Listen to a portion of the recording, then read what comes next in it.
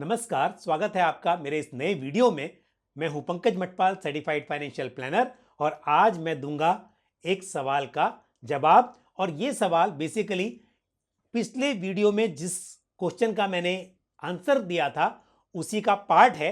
यानी कि हमारे व्यूअर संजय जी ने दो सवाल पूछे थे, एक अपनी इन्वेस्टमेंट को लेकर और दूसरा सवाल था उनकी डॉटर के इन्वेस्टमेंट से रिलेटेड।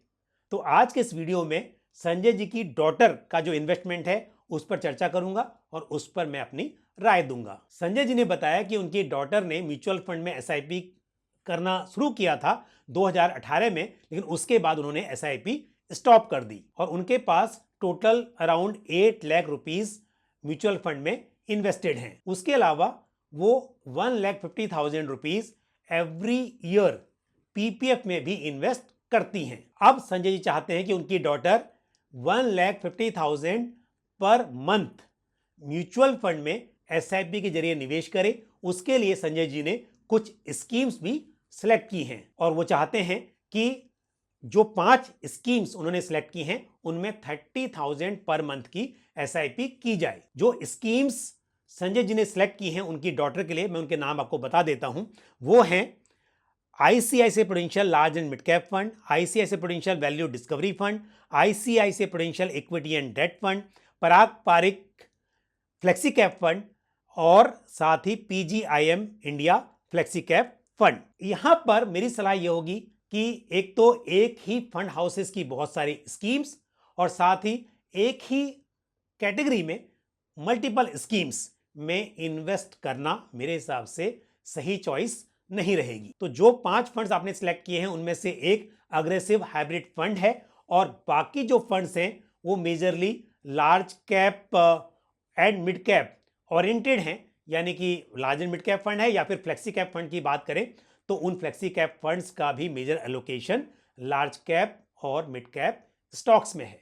संजय जी, आपकी डॉटर यदि 1,50,000 पर मंथ इन्वेस्ट करती हैं तो मेरी सलाह होगी कि उन्हें large cap, mid cap, small cap सभी तरह के मार्केट कैप वाले जो म्यूचुअल फंड्स हैं उनमें इन्वेस्ट करना चाहिए। साथ ही एक इंटरनेशनल फंड और एक फ्लेक्सी कैप फंड में इन्वेस्टमेंट किया जा सकता है। तो लार्ज कैप कैटेगरी में ICICI Prudential blue chip fund या फिर Canara Robeco blue chip equity fund में निवेश किया जा सकता है। मिड कैप कैटेगरी में PGIM India mid cap opportunities fund या क्वांट मिड कैप फंड में इन्वेस्ट कर सकती हैं। स्मॉल कैप कैटेगरी में Canara Robeco small cap fund या Nippon India small cap fund में से किसी एक फंड में निवेश करें।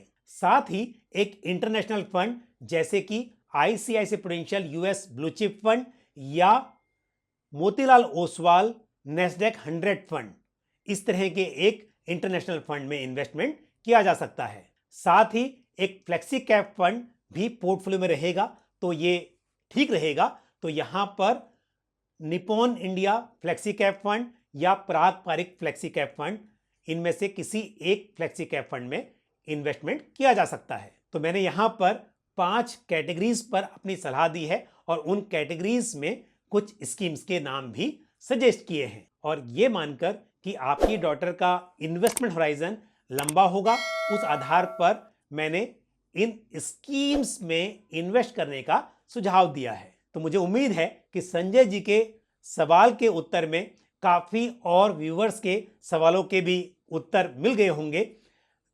आप इस वीडियो को लाइक करना और शेयर करना ना भूलें और साथ ही आपका कोई सवाल या सुझाव हो तो आप कमेंट बॉक्स में ज़रूर पोस्ट कर दें। आज के लिए बस इतना ही। अगले वीडियो में फिर आपसे मुलाकात होगी।